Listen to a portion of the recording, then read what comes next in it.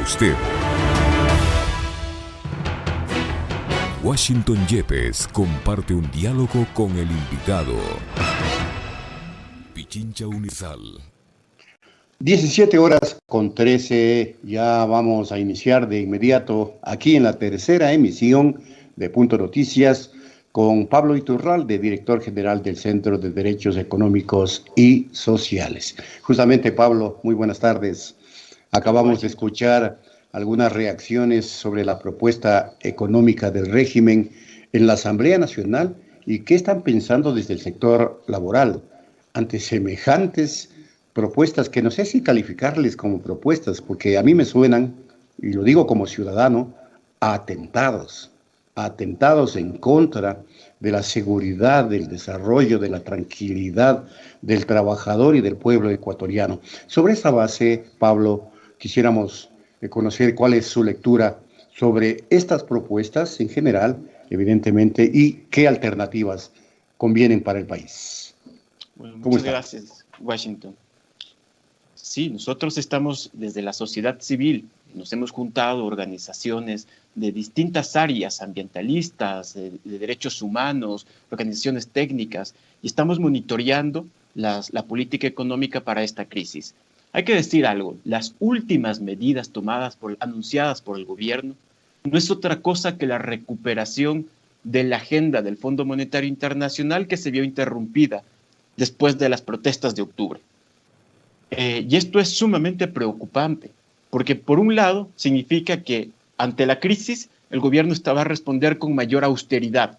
¿Qué es eso? La mayor austeridad significa simplemente más austeridad para las mayorías, reduciendo el gasto público, por ejemplo, y más beneficios tributarios para las minorías, como por ejemplo los privilegios y las condonaciones de impuestos. Y la otra pregunta es, entonces, ¿cuáles son las medidas específicas para enfrentar el COVID? Ecuador, junto a Hungría, son los únicos países en el mundo, según los registros del Fondo Monetario Internacional, que han decidido crear nuevos impuestos para enfrentar la crisis. Eso no se está haciendo. La lógica económica lo que dice es, si es que hay una recesión económica y además tu presupuesto público requiere un financiamiento extraordinario, entonces hay que ampliar la base monetaria, hay que buscar fuentes de financiamiento, hay que incrementar la inversión pública. Y así se está haciendo en el mundo. El mundo se está preparando para un tsunami, mientras el gobierno ecuatoriano sacó la sombrilla a la playa y parece que se acostó a esperar la catástrofe. Esa catástrofe ya nos llegó. Yo no sé si el gobierno no quiere darse cuenta de lo que está pasando o simplemente tiene incentivos políticos para no hacer evidente lo sucedido. Es gravísimo. El día de hoy el ministro Jorge Huatet acaba de anunciar nuevas cifras. Ellos hablan de 4.700 fallecidos por encima del promedio de lo que se esperaba solamente en Guayas, en los últimos 15 días. ¿Qué pasó en los otros últimos 15 días? Debemos de tener el desempeño más catastrófico de la región y uno de los peores del mundo. Y eso se debe a que no se tomaron medidas a tiempo, a que el COVID no encontró una economía y un sistema de salud debilitado. Y ahorita estamos en un tercer momento donde hay que tomar medidas para reparar lo que se ha estado haciendo mal hasta ahora. Este tercer momento corresponde a tomar medidas, aunque atrasadas, pero urgentes, de financiamiento del presupuesto público, y no se está haciendo. Otra vez se vuelve a insistir en lo mismo.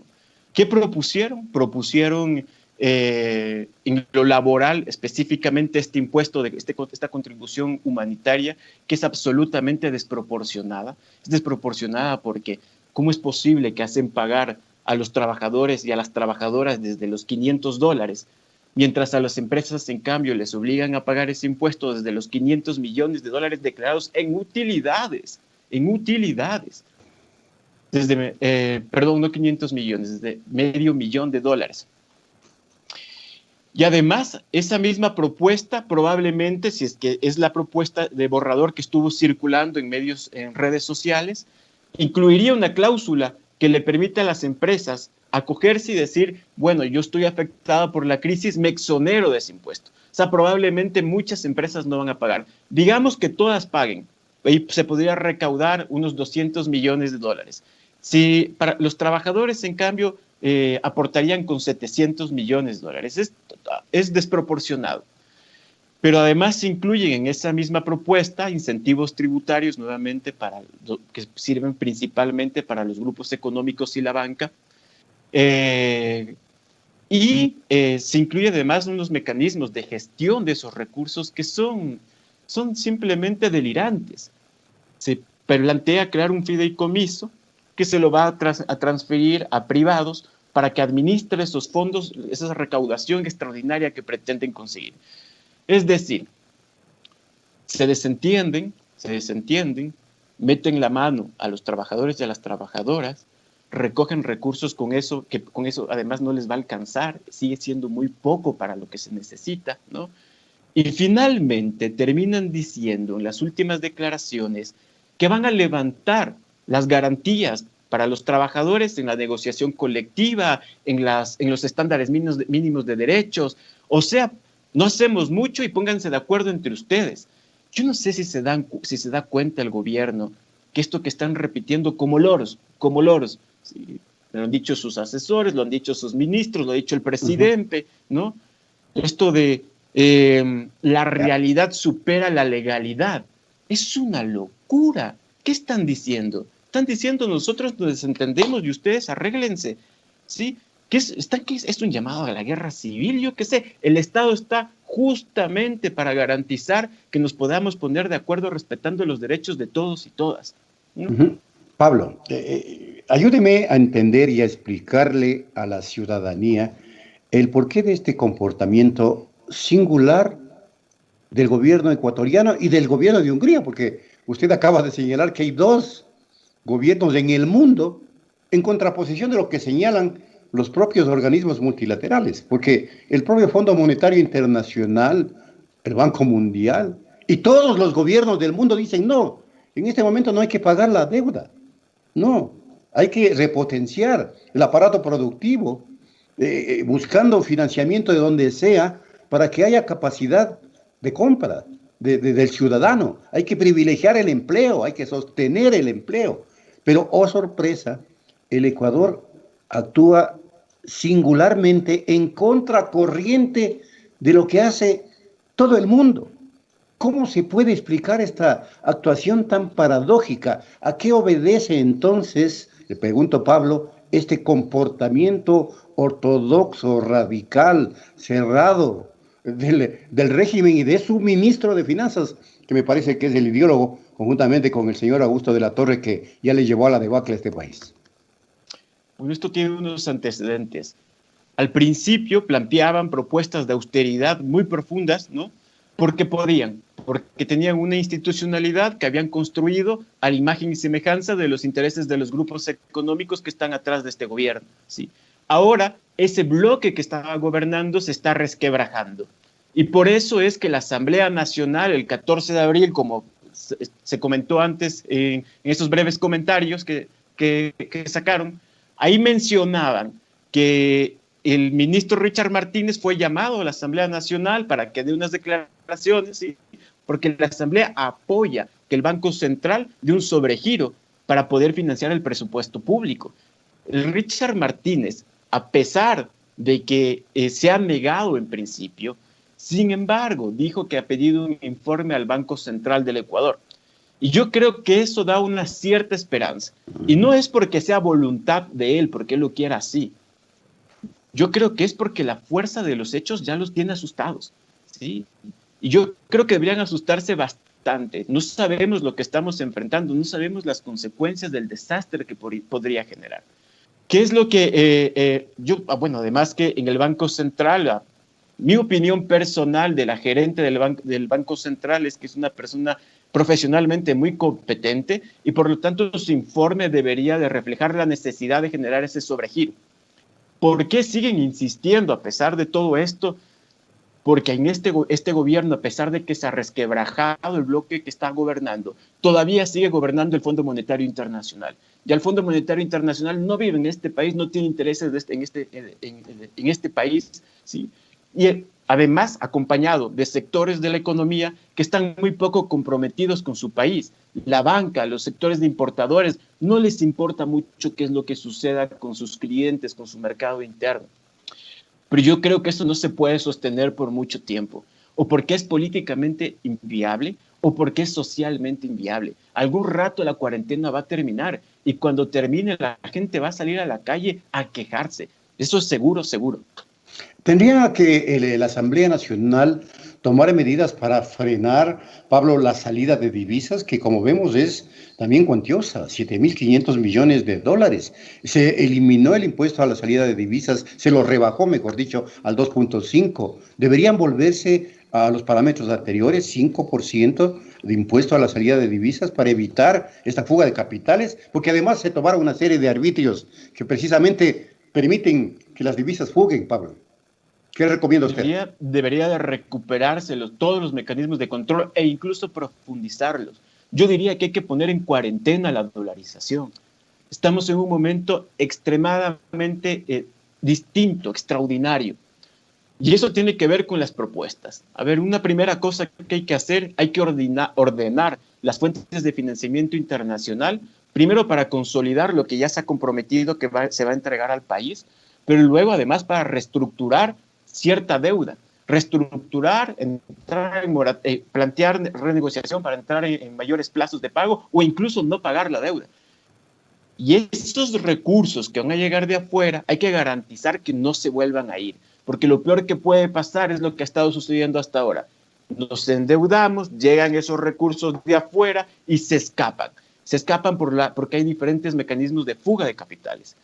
Para que eso no suceda en una situación tan crítica, necesitamos aumentar los controles sobre el capital de manera muy rígida. La segunda respuesta que hay que dar es buscar mecanismos de financiamiento interno, destrabar, por ejemplo, la posibilidad de que el Banco Central financie al presupuesto público. Y eso se puede hacer incluso con la legislación que existe actualmente, porque lo que prohíbe la ley de fomento productivo es que el Banco Central compre títulos al Ministerio de Finanzas. Y en este caso no se está haciendo eso. Y el reglamento de la Junta Monetaria, el Código Monetario, lo permite. Se puede hacer, se podría hacer mañana mismo y al día siguiente se podría ya pagar a los funcionarios públicos, a los maestros, a los gobiernos locales, a los proveedores, muchos de esos proveedores de la economía popular y solidaria, pequeños y mediana empresa. No se entiende. Es que esto no tiene lógica. ¿Cómo es posible que el gobierno se comprometa tanto a respetar los contratos de la deuda, pero en cambio considere que no es importante los contratos con los trabajadores o respetar la ley para pagar a los gobiernos locales? No tiene ninguna lógica. Es preferible todo esto, digamos, lo que está haciendo el gobierno es cortando la cadena de pagos y por eso empieza a crecer el nivel de atrasos en los pagos de créditos y el sistema financiero privado se empieza a debilitar. Tiene mucho más sentido no cumplir con un acreedor o con unos pocos acreedores que generar una cadena de atrasos de pagos en toda la economía, ¿no? Ahora, también se ha sugerido y he escuchado a varios analistas señalar que hay que adoptar medidas para regularizar o equilibrar la balanza comercial.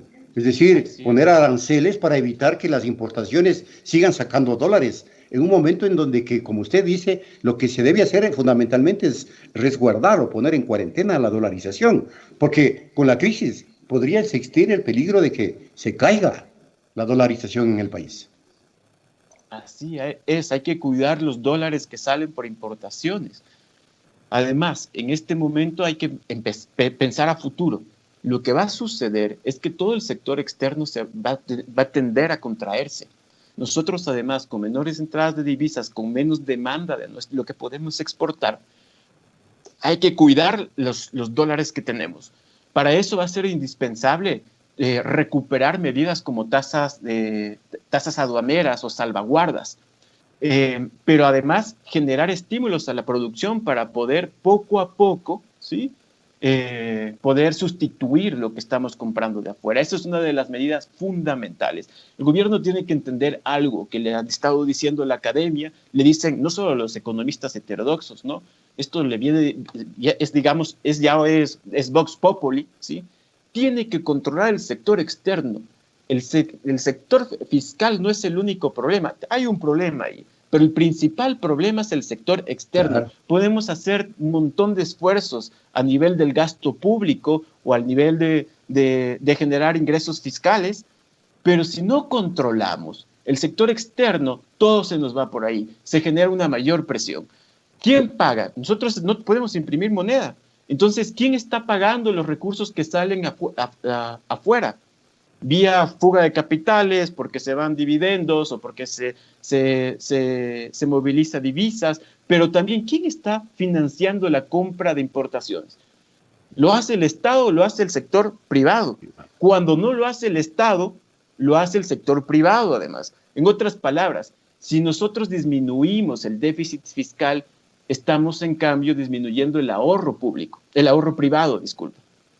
Ahora, esta decisión del régimen o esta propuesta, con esto terminaríamos porque el tiempo se nos agota, Pablo, de sacarle la plata al trabajador público y privado, 10% a los que ganan más de $1,000 y desde 500 para arriba un porcentaje determinado. Esto va a ahogar la demanda del pueblo ecuatoriano. No va a tener para demandar luego productos cuando las empresas pretendan reactivarse. ¿Cómo entender esta medida? Porque yo no le encuentro explicación lógica. Usted es el especialista, ¿qué nos puede decir? Como tenemos poco tiempo, además voy a utilizar esa pregunta para hacer la última propuesta. ¿Sí? Definitivamente detiene la demanda.